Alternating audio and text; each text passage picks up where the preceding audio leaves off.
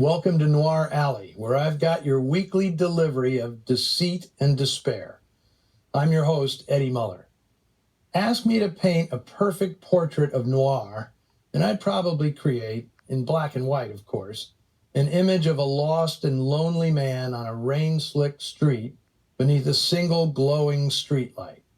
Beside him, naturally, is a woman, gorgeous, mysterious, and seemingly unattainable. A sense of expectation and dread permeates the scene. Something, or someone, lurks in the shadows. That pretty much sets the tone for today's film, 1945's Scarlet Street, an essential entry on any list of great noir films. For me, it's the best movie director Fritz Lang made during his Hollywood career, which began after he fled the Nazis in 1935 and ended with his return to Europe in 1957. Working in Hollywood was never easy for Lang. His visionary early films, all made in Germany, had convinced him he was the most important filmmaker in the world.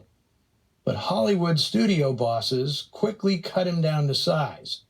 With Scarlet Street, however, Lang was working outside the studios.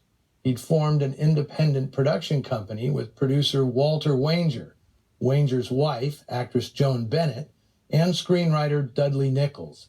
This quartet believed they could make smart, challenging pictures while avoiding the meddling of studio execs. Scarlet Street would be the proof.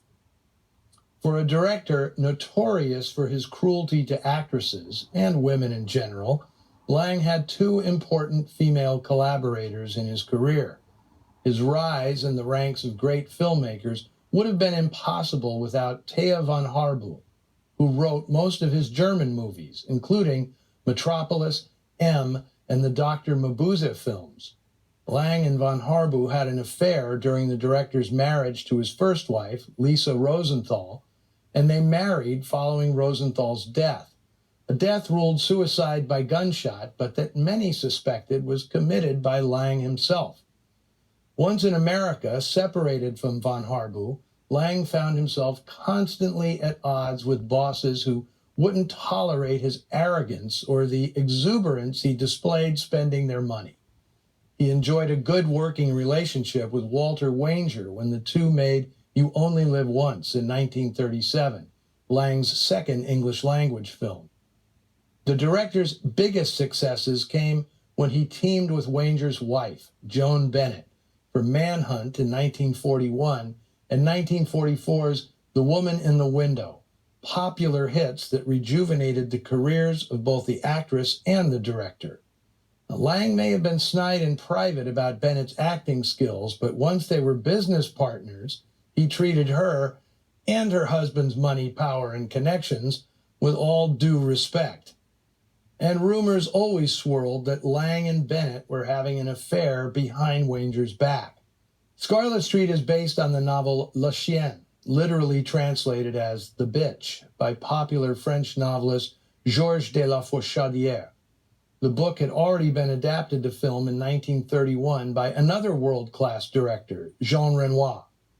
In America, it was published under the title Poor Sap, and at one point, a Hollywood version was going to be directed by Ernst Lubitsch.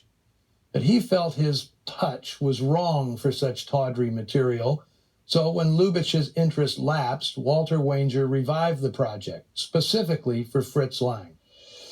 Oddly, Scarlet Street is a virtual remake, with one crucial difference, of Lang's own The Woman in the Window, which also starred Bennett, Edward G. Robinson, and Dan Duryea.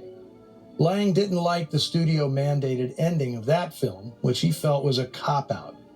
So, for the maiden effort of Diana Productions, he reassembled the cast of The Woman in the Window and made the film as he wanted, without interference. The Woman in the Window and Scarlet Street also represented a new direction in the career of leading man Edward G. Robinson. The public had gone crazy for him in the 1930s, when Robinson became a star playing growling gangsters like Rico Bandello in Little Caesar. But that all changed in the 40s, when simultaneous with the rise of noir, Robinson was more often cast as meek, middle-aged men trapped in dire situations. His portrayal of Christopher Cross, the amateur painter at the heart of this tragic passion play, is one of the high points of the actor's career, although he later said he didn't enjoy making the film. Considering that Robinson was Hollywood's foremost collector of original art, playing an amateur painter was a role he couldn't pass up. Noir Alley is proud to present one of the all-time great films noir. From 1945, here is Scarlet Street.